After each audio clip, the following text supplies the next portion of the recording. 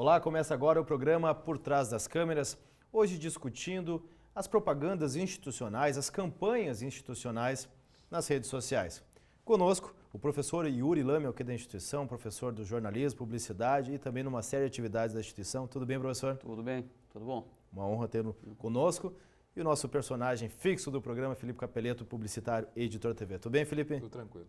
Hoje, cumprimentando o Felipe, né? Sempre te apresento e corta a tua resposta. Corta, não posso falar nada. Não né? pode nem falar nada. Oi, nem tudo bem. Não, hoje, corta. Na despedida, tu falou um oi, então. Beleza. A gente, antes de começar esse debate, a gente foi ouvir as pessoas nas ruas para saber o que elas pensam sobre as campanhas. Afinal de contas, recentemente, foi divulgada uma campanha nas redes sociais da questão do balde de gelo, onde alguém levava um banho com balde de gelo e desafiava mais 3 pessoas. Vamos ver o que as pessoas pensam a respeito.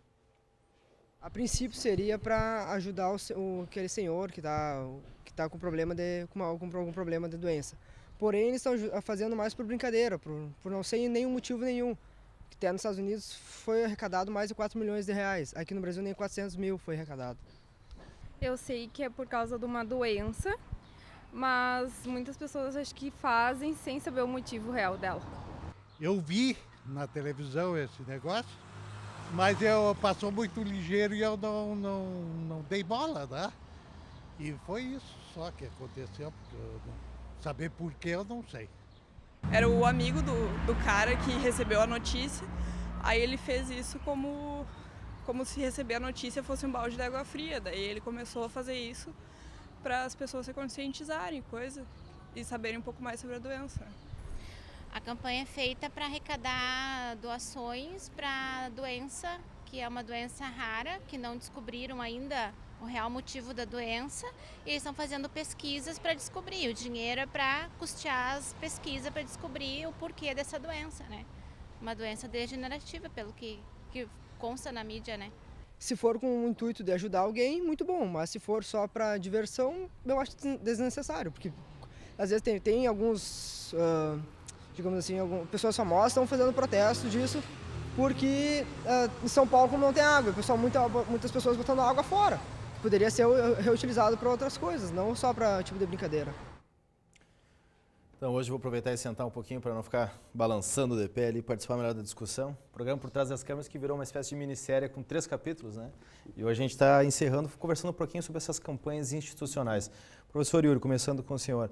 Afinal de contas, a propaganda na internet, ela permite uma penetração maior perante a sociedade, mas ao mesmo tempo ela consegue se difundir na essência, ou seja, a questão do balde de gelo, as pessoas conseguiram realmente absorver a verdadeira mensagem da campanha ou ela se diluiu na brincadeira de vamos desafiar 3 pessoas para levar um banho com balde de gelo?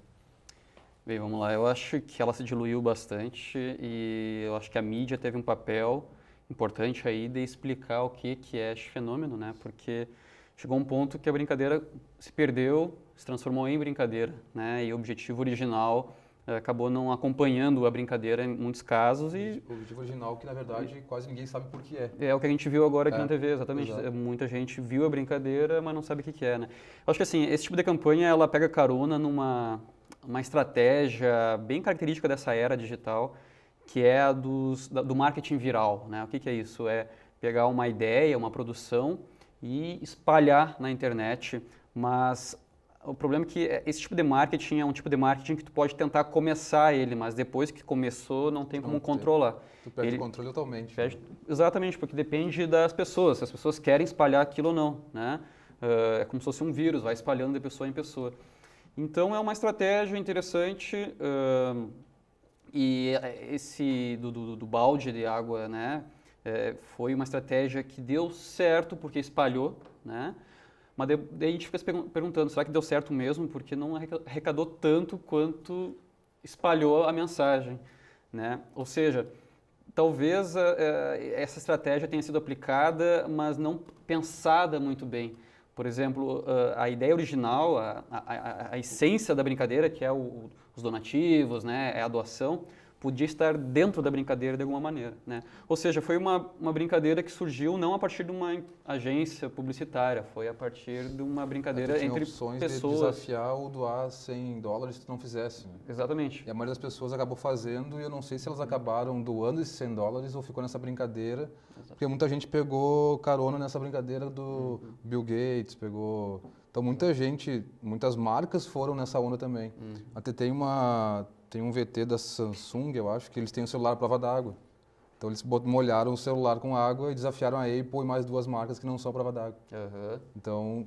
Aí já é uma estratégia onde tu inseres a marca dentro da brincadeira. Daí se a brincadeira espalhar, a marca vai junto, né? Mas aí tu perde o tom de doação para a entidade, para a associação que precisa, né? Para a entidade que precisa, esclerose múltipla, o ELA, unilateral. né? Exatamente. Mas assim, eu acho que isso evidencia uma coisa interessante, né? É um fenômeno, né? O fenômeno dos memes. O que é um meme?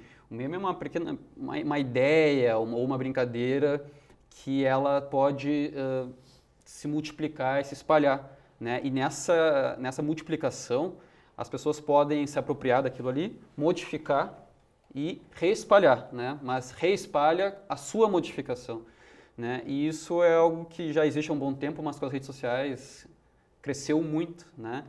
E acaba se transformando numa estratégia também, né? Uma estratégia viral, né? Porque o meme ele pode ser viral, né? Mas pensando na questão da comunicação, qual é o papel da mídia nesse processo? Afinal de contas, ao abrir os sites, nas últimas semanas se noticiava muito: o professor Yuri participa da brincadeira ou da campanha do balde de gelo.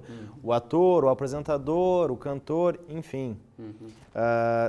Porque a ideia desse programa é justamente discutir a questão do que há por trás das câmeras, discutindo a comunicação. Neste processo, o papel da mídia. Tá. Bem, a mídia ela não tem muito o que fazer em relação a isso, porque o processo viral é algo que acontece nas redes, né, sociais, nos blogs, nos sites.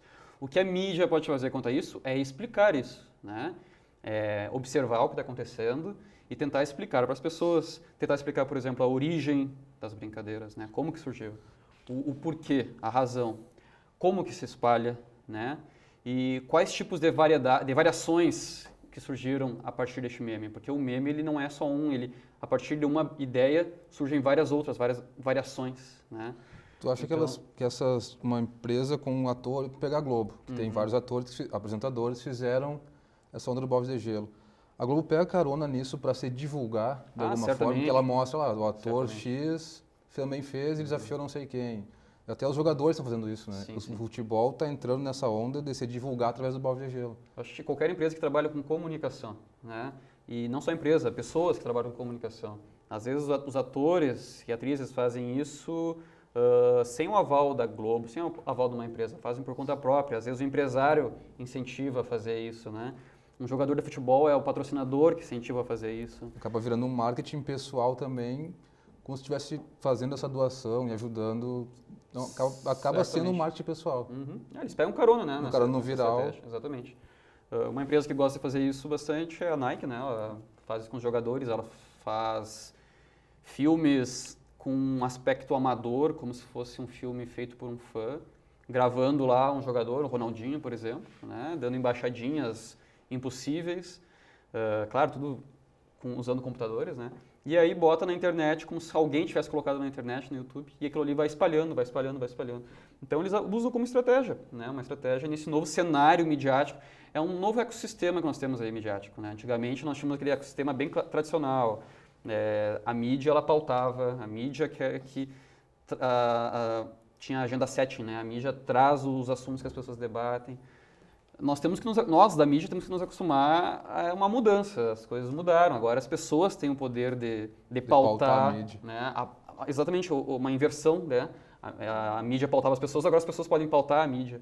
Qualquer um hoje em dia tem o potencial de pautar o Fantástico do próximo domingo, né? Depende da sua criatividade. O Fantástico está com bastante interação durante o Fantástico, aparecem umas carinhas, o que você está achando, e hashtag. Até voltando agora, hashtag, tem um debate da Band, o tempo inteiro hashtag, o SBT também, somos os trend topics do mundo, do planeta, todo mundo assistindo. Os debates presidenciáveis, no caso. Isso o debate de ontem do SBT. O Carlos foi essa semana, acho que falou o tempo inteiro. Voltava do bloco, ele falava, somos trend topics do mundo, todo o planeta está comentando o debate no SBT. Sim.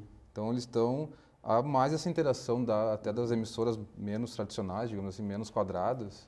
Sim. Elas estão aproveitando essa mídia online, essa mídia toda para interagir de certa forma. Porque ontem o debate era num horário meio estranho, era 15 para 6 da tarde. Então, Pois que é- é. Vocês que são mentes mais abertas, porque eu admito que eu sou mais da parte conservadora, vamos dizer assim, na questão internet. Eu acho a internet ela um pouco invasiva ao extremo, coisa que me incomoda, e também um tanto superficial. E deixo questioná-lo sobre isso. Sou eu que preciso me acostumar com essa questão da superficialidade, ou seja, uma campanha vira moda mundial, pelo menos aqui no Brasil, eu não conversei com pessoas de outros países, mas pelo menos aqui no Brasil muitas pessoas nem sabiam sobre o que se tratava, apenas tomaram conhecimento e acharam legal a brincadeira. Ou devo me incomodar, ou esse é o processo natural das coisas, ou seja, as pessoas sabem pela metade e isso basta. Isso me traz uma certa incomodação, honestamente falando. Tá, não, eu compreendo. Não tem uma verdade sobre isso, tem posições. Eu vou falar minha posição, que é a seguinte. Eu acho que a gente vê essa superficialidade, de fato, nas redes sociais, né? Pequenas mensagenzinhas, às vezes são só piadas. Então dá um debate dos presidenciáveis e as pessoas não estão debatendo as ideias, mas sim fazendo piadas e memes, né? Mas o que eu acredito é o seguinte, que, na verdade, já era assim antes da internet. Só que era assim nas conversas entre mais amigos, presencial. entre colegas, nas salas de aula, no recreio entre os jovens, no bar, depois do futebol. As pessoas elas falam bobagens, elas conversam sobre superficialidades, né? O que a internet faz é o quê? É evidenciar isso de uma maneira mais pública, ou seja, o que se fazia antes fora da rede, agora se faz dentro da rede. Ou seja, antes, a grande massa já era um tanto superficial em questões mais complexas, politicamente falando, né? Então eu não acho assim que a internet deixou mais superficial as coisas. Acho que ela está evidenciando a superficialidade da massa, digamos assim. E eu acho que tem uma coisa interessante disso, que é o seguinte, a partir disso a gente começa a ter mais noção dessa superficialidade natural, digamos assim, e a gente pode, a partir disso, debater formas de tornar os assuntos políticos, por exemplo, mais complexos, mais aprofundados, né? Você tirou as bobagens da roda de conversa e se colocou numa rede social Basicamente e isso. espalha. Basicamente compartilha. isso, né? Porque se antes as pessoas gastavam, digamos, sei lá, 4 horas por dia em conversas com amigos em ambientes de lazer, hoje elas gastam, digamos, 2 horas nesses ambientes e 2 horas nas redes sociais. Ou seja, houve só uma transferência de espaço de debates e de interações, digamos E essas assim. 2 horas, em algum lugar, elas estão nas redes sociais, né? Sim, Elas estão exatamente. colocando algo nas redes sociais para ser compartilhado. Exatamente. Então, eu não acho que deixou mais superficial. Eu acho que evidenciou algo que já existia, né? Eu não tinha pensado sobre essa forma É que, de ainda certa que forma, saiu de um lugar para o outro, na verdade. né? Se transferiu. Essa parte de evidenciar talvez seja o fato que antes eu não sabia as bobagens que os outros diziam, agora eu fico sabendo Sim. todas as bobagens, né? Exatamente. Mas Só que as pessoas não percebem o seguinte, que antes elas falavam numa mesa de bar, uma bobagem, Fica ali. ficava ali, exatamente, porque é algo num espaço, num período temporário. Eu falo e aquilo ali acaba ali. Hoje é num espaço permanente. Eu falo na rede social e fica ali, né?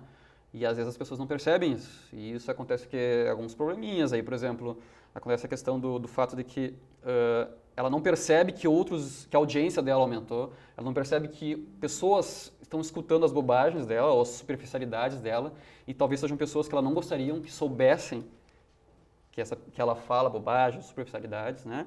Acontece o fato de que as pessoas, elas com o tempo, elas mudam a mentalidade, mas a fala delas continua ali gravada para sempre, digamos assim, na internet. Nunca mais tu tira, né? Exatamente, e por isso até que tem debate sobre isso, questões relacionadas a esse problema. Tanto é que, por exemplo, há 2 anos atrás, a Europa estava debatendo uma lei para vários países europeus, uma lei que eles chamam de direito ao esquecimento. O que é essa lei? É uma lei que obrigaria sites como Google, Facebook, a apagar mensagens caso a pessoa queira que ela apague aquela mensagem. Então, por exemplo, digamos que há 10 anos atrás eu era um jovem, eu era adolescente e eu falei uma bobagem num fórum da internet, né? Num fórum do UOL, digamos assim. E hoje, 10 anos depois, eu evolui muito, eu já não concordo com aquela bobagem que eu botei lá no fórum, quero apagar. mas está lá a minha bobagem com o meu nome completo. Quem procurar pelo meu nome no Google, ao invés de encontrar o meu currículo, vai encontrar aquela minha bobagem no UOL. procure lá então, Yuri Lemberger. Não procure. Fórum UOL. Tô brincando. Então é isso, acho que são vários debates que surgem a partir dessa problemática aí, né? Mas voltando, eu acho que as redes sociais, elas não deixaram as pessoas mais superficiais, elas evidenciam a superficialidade das pessoas, eu acho. É que hoje tu compartilha uma coisa e alguém dos seus amigos vai compartilhar para mais 10, que vai para mais 10. É um círculo, se torna um círculo muito grande de compartilhamentos e de exposição, muitas vezes, né? Sim, exatamente. Então, hoje, digamos que tem um tamanho infinito de onde pode chegar uma bobagem que tu colocou. Certamente. A gente está falando do lado negativo, que é o que mais impacta, mas também tem um lado positivo. Parece que o lado disso, negativo né? é mais fácil de espalhar do que o lado positivo. As pessoas gostam mais de criticar do que elogiar. Exato. Mas a gente pode usar essa dinâmica pro bem, digamos assim, né? Eu acho que este exemplo é um deles. Por mais que tenha uma crítica de desperdício de água, de que as pessoas estão brincando e não estão doando, mas também tem um lado positivo, que houve doação. Né? Aumentou, parece que 400%, uma coisa assim. E houve doação para entidades locais. Exato. Então as pessoas fizeram o balde de gelo, ao invés de doar para essa associação americana, vamos doar para a PAI Santa Maria, quem não fizer doa para a PAI, e mesmo assim as pessoas estão fazendo, desafiando e doando. Exato. Então eles regionalizaram esse lance do balde do gelo. Né? Duas situações. Primeiramente, o Yuri, claramente, ele é o cara que enxerga o copo metade cheio, né? O cara que tenta enxergar a vida do lado positivo. Como esse é um programa que é por trás das câmeras, discute todos os bastidores, me permito conversar com o rapazinho que fica lá em cima no switcher lá, que é o nosso diretor de programação, Robson. Nós vamos num bloco só. Vamos até o fim do programa, então fica tranquilo, vamos até o fim aqui. Que é essa a ideia da discussão. Me preocupa, ainda voltando a essa questão das campanhas, ok, se evidencia a superficialidade, se dissipa com facilidade algumas ideias. Eu vou dar um exemplo da TV Unifra aqui para essa questão do meme e essa dificuldade da questão do poder que tem a internet, um poder curioso. Nós produzimos uma série de programas e alguns vídeos, algum clipe, algum vídeo institucional e tal. E a gente tem uma certa dificuldade, digamos assim, em atingir uma grande massa de audiência em termos de visualizações. Afinal de contas, hoje, se tu for no YouTube, quantas opções de vídeos tu tem? Mas quando tu entra numa onda, a gente participou do projeto Rap, do Fire Winners, com um certo atraso, mas a gente participou, fez o de Santa Maria, foi o vídeo mais visualizado da história da TV Unifra, pelo menos na internet.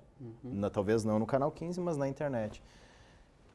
Mas a gente se pergunta, a gente fica satisfeito, fica bastante orgulhoso do trabalho realizado, mas também a gente fica aquele que, poxa, tem uma série de outras coisas que a gente faz que são bacanas, que a gente gostaria que a população, que a comunidade tomasse conhecimento.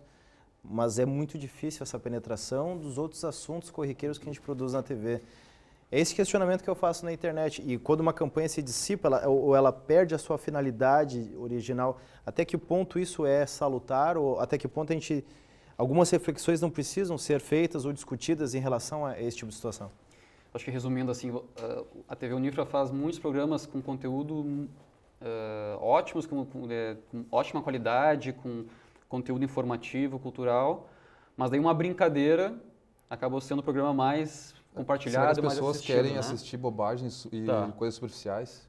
Eu entendi. Eu acho que assim, em primeiro lugar, vou usar um termo bem formal aqui, acho que dá para desencanar disso. Eu acho que a gente não precisa se preocupar porque é natural. A gente está quase que num divã com o Yuri aqui, né? Está nos consolando, tudo bem. A gente não precisa se preocupar tanto com isso, porque tem que ver a natureza das produções. Quando a gente faz um programa de TV como este, por exemplo, é um assunto que ele interessa a um determinado público, a uma determinada audiência, não a todo mundo.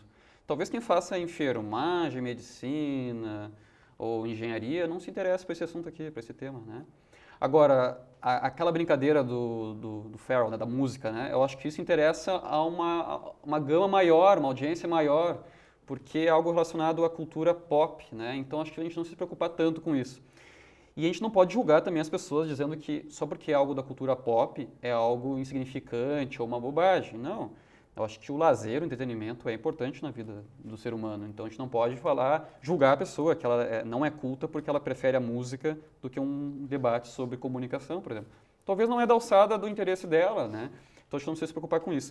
E uma outra questão que eu acho é o seguinte, aquele clipe da dança, por exemplo, ela tem uma característica interessante que tem muito a ver com os memes, que é o seguinte, o que é o meme? O meme é uma brincadeira ou uma ideia, uma unidade mínima da cultura, digamos assim. É algo mínimo, algo que, a partir daquilo ali, a gente pode gerar muitas outras coisas, né?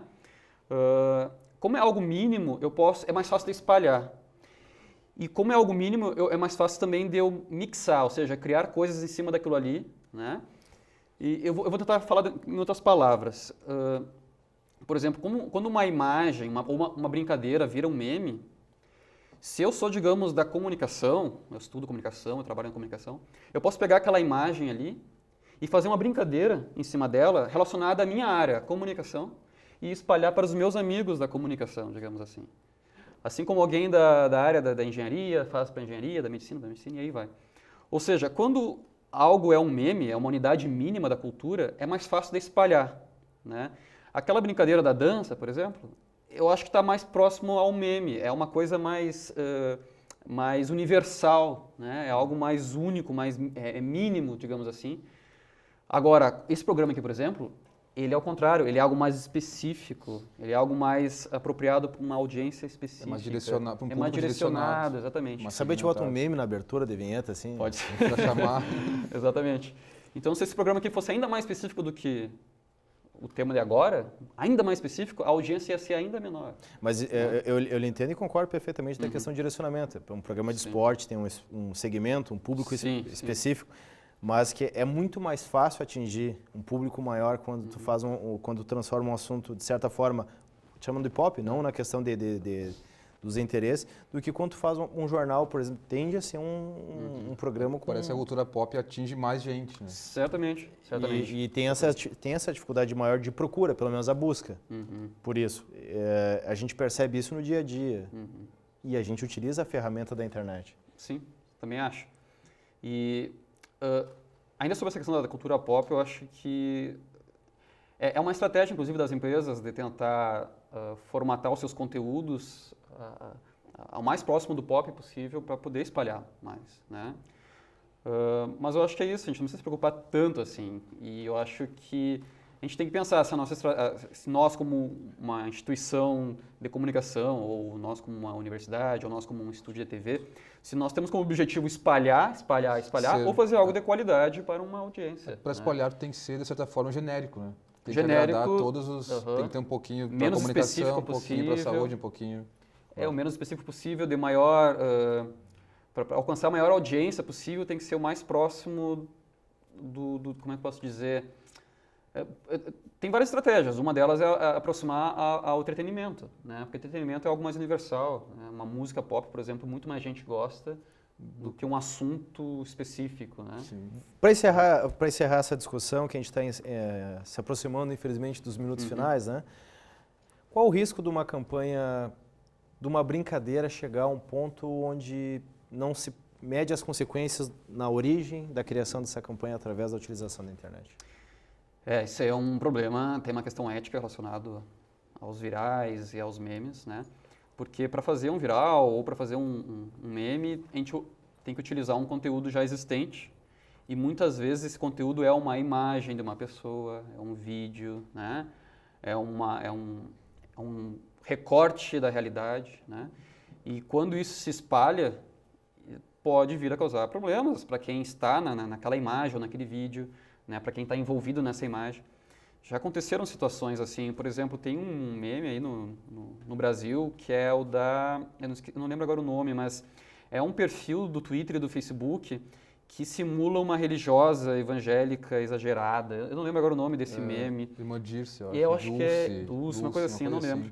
Mas o que aconteceu? Esse rapaz que fez esse perfil, ele pegou a imagem de uma cidadã brasileira, pegou na internet, que ele achou parecido com o estereótipo de uma evangélica.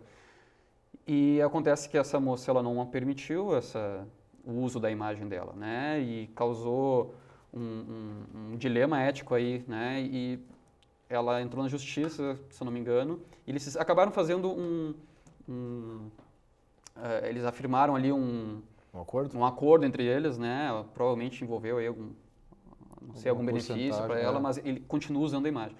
Mas acontece que ali teve um acordo, mas e nos casos onde não há acordo, né? E no caso onde o estrago já foi feito, onde já se espalhou, e aí fazer o quê?